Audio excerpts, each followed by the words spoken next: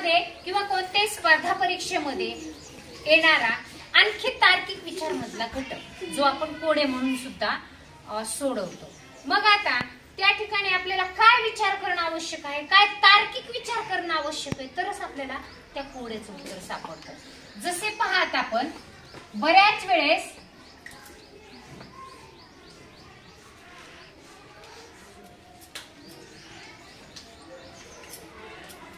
या पद्धतीने असे कोडे दिलेले असतात। मग आपल्याला दिलेल्या प्रश्नावरून पुढे दिलेल्या प्रश्नचिन्हाच्या जागी आपल्याला या ठिकाणी उत्तर शोधायचं असतं। डायरेक्ट आपण उत्तराकडे जाणार का? डायरेक्ट उत्तरापर्यंत जायचं नाही, आपल्याला शोधूच शकत नाही आपण उत्तर। ते आपल्याला या पहिल्या दोन घटकामध्ये नेमका काय संबंध दिलाय दिलेल्या संख्यांमध्ये, अंकांमध्ये, तेव्हाच आपल्याला पुढील प्रश्नचिन्हाच्या जागचं उत्तर आपल्याला सापडणार आहे। नाही कळलं? आता पहिला आपल्याला शोधावं लागणार आहे की 8 4 32 5 3 15 मध्ये काय संबंध आहे।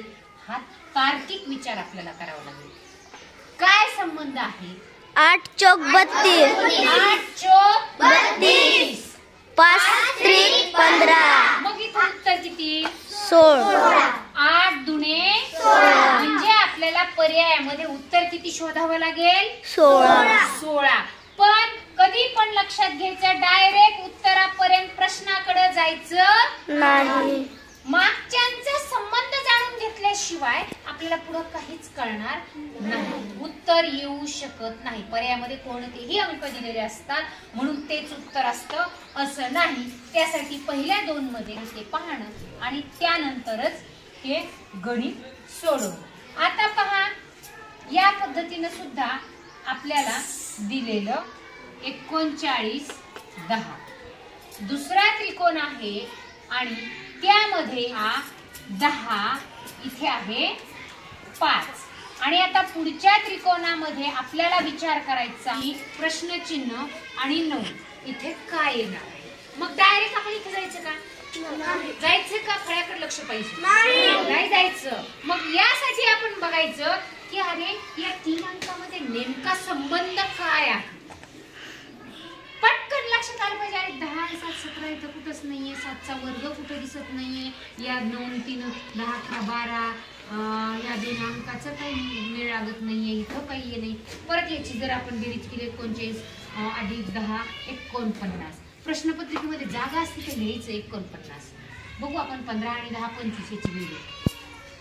हा इथं आपल्या लक्षात येतं लगेच की अरे 39 मध्ये 10 मिळवले तर 49 येतात आणि हे 49 म्हणजे काय काय आहे? 7चा वर्ग। 15 आणि 10 किती होतात? 25 ही संख्या कशाचा वर्ग आहे? 5चा वर्ग आहे। आणि 80 मध्ये मग किती मिळवल्यावर 9चा वर्ग तयार होणार आहे? सांगा। 1 मिळवला तर, कारण 80 मध्ये 1 मिळवलं तर किती होणार आहे? 81 होणार आहे। आणि 81 म्हणजे हे कितीचा वर्ग आहे? 9चा वर्ग आहे। म्हणजे या पद्धतीने आपला नुसता विचार नाही तर कसा विचार असला पाहिजे? तार्किक विचार, बुद्धिमत्तेला आधारित। हा म्हणजे वेगवेगळ्या प्रकारचे प्रश्न कसे असतात? 9 2 आणि 121। लक्ष द्यायचं बघा, लक्ष दिलं की आपोआप येतं।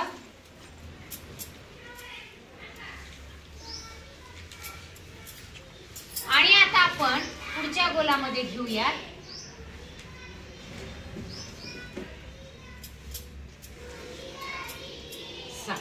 आता विचार करायचा आपण या दोन वर्तुळामधील संख्यांचा, अंकांचा। सांगा सांगा सांगा। 9 5 11 होता त्याचा वर्ग 81। बरोबर आहे। 9 आणि 2 11 होतात त्याचा वर्ग 121 होतो। तसा मग तसा 5 आणि 3 8 होता 8चा वर्ग 64। याचं उत्तर काय असणार आहे पर्यायामधून? 64। मग यासाठी आपल्याला डायरेक्ट उत्तरापर्यंत उत्तरापर्यंत जायचंय का? कुठं जायचं अगोदर? त्याच्या मागे दिलेल्या अंका संख्यांमध्ये काय संबंध आहे तो पाहून पुढचं उत्तर आपल्याला शोधायचंय. 8 बरोबर 16. 16 भागिले 8 बरोबर 4. तर 15 भागिले 5 बरोबर किती? आता आपल्याला आधी हे बघावं लागणार आहे. लक्ष फळ्यावर असलं की आपल्याला उत्तर शोधायला सोपं जातं.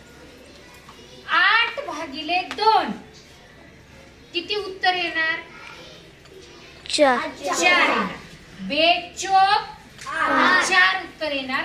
म्हणजे आपण तिथं रफ करायचं, इथे 4 येणार. अरे 4 मध्ये 16 मध्ये काय संबंध आहे मग? 4 चोक 16 म्हणजे काय? 4चा वर्ग 16ला पटकन लक्षात आलं पाहिजे. इथे 16 भागिले 8 म्हणजे उत्तर किती सांगा? 2. 8 दुने 16 म्हणजे याचं उत्तर 2. आणि याच्यामध्ये काय संबंध आहे? 2चा वर्ग 4 आहे. आणि आता 15 भागिले 5 याच्यामध्ये काय संबंध आहे? 15 भागिले 5 याचं उत्तर किती येणार आहे?